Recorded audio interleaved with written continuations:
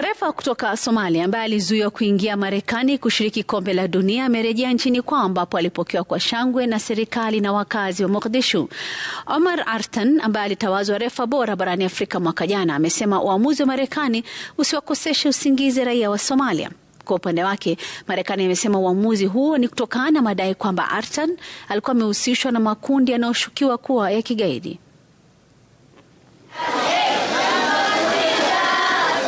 Ndivyo hali ilivyokuwa katika uwanja wa ndege wa Abdullahi Ade jijini Mogadishu, Somalia.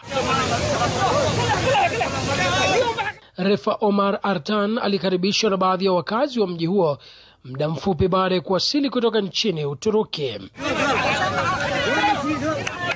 Artan alitarajiwa kuwa mmoja wa marefa 170 watakaosimamia mechi za dimba la kombe la dunia huko Marekani, Mexico na Canada, ila alizuiwa kuingia nchini Marekani na kurudishwa Uturuki. Artan alitarajiwa kuwa raia wa kwanza kutoka Somalia kusimamia mechi ya kombe la dunia. Licha ya yale aliyomfika, Artan aliwataka wananchi wa Somalia kutokufa moyo kutokana na uamuzi huo wa Marekani. Kilichotokea kimeshatokea, na huo ndio uliokuwa mkondo wa maisha.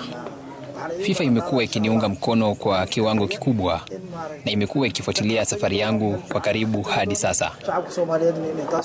Licha kwamba alikuwa na pasipoti ya kidiplomasia na visa ya Marekani, Artan alizuiwa katika uwanja wa ndege wa Miami kwa zaidi ya saa 11 akihojiwa na maafisa wa serikali. Marekani ikisema uamuzi wa kumzuia Artan kuingia nchini humo ni kutokana na madai kwamba alikuwa amehusishwa na makundi yanayoshukiwa kuwa ya kigaidi. Na kisha alirudishwa nchini Uturuki alikokuwa ameanzia safari yake. Shirikisho la FIFA likisema kuwa Artan hatoshiriki dimba hilo ambalo linaandaliwa katika mataifa hayo matatu. Somalia ni yetu, iwe katika furaha au changamoto. Inawasihi vijana wetu wasikate tamaa na nchi yao. Bendera hiyo ni yetu na tunapaswa kuendelea kuibeba kwa fahari.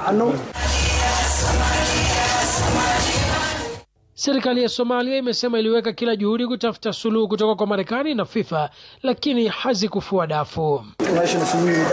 Ningependa kuwashukuru wote waliofika hapa leo, wakiwemo mawaziri, wabunge, wananchi wa Somalia pamoja na vyombo vya habari. Pia ninatoa shukrani kwa serikali ya Somalia ambayo imesimama nami na kuniunga mkono wakati wote.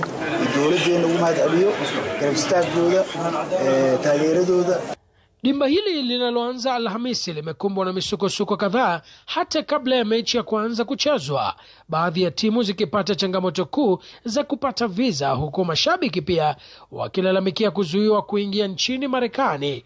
Licha kuwa dimba linaandaliwa katika mataifa matatu, idadi kubwa ya mechi zitachezwa Marekani, jambo ambalo linaibua maswali tele kuhusu kuandaliwa kwa mashindano hayo nchini humo. Lukman Mahmud, Runinga ya Citizen.